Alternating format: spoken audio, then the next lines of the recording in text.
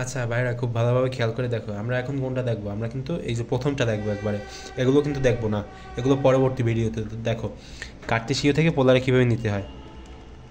কী করবা, প্রথমে ক্যাটালগে প্রেস করবা, প্রেস করার পরে এই যে 4 নম্বরে যে অপশনটা আছে না, অ্যাঙ্গেল লেখা, এখানে প্রেস করবা। প্রেস করার পরে এই যে দেখো এখানে কী লেখা আছে, রেক্ট্যাঙ্গুলার টু পোলার, 4 নম্বর অপশনটা এখানে প্রেস করবা। তো প্রেস করলা, এখন এখানে এই যে 3 এবং √3 এটাও ইনপুট করবা। তো 3 কমা কোথায় পাবা? কমা হচ্ছে এই যে শিফটে প্রেস করবা, এই যে তোমার ব্র্যাকেটে প্রেস করবা, তাহলে কমা হয়ে যাবে। তো এখন যদি তোমরা √3 দাও, ব্র্যাকেট দিতে পারো না দিতে পারো, কোনো সমস্যা নাই, সমস্যা মানে প্রেস করবা, তাহলে কত আসবে দেখো।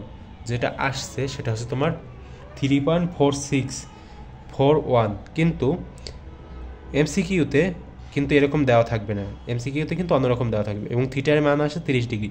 তো 30 ডিগ্রি আসছে, সেটা ভালো কথা।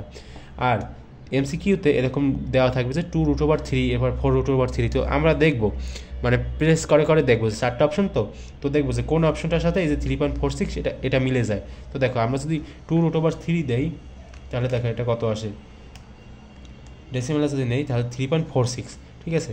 তো এটা কিন্তু আসছে, তার মানে কি বলতো, আমরা চেক করে বের করবো যে কোনটা 3.46-এর সাথে মেলে, তো সেইটাকেই আমরা মানে সঠিক হিসাবে বিবেচনা করবো আর কি, ঠিক আছে।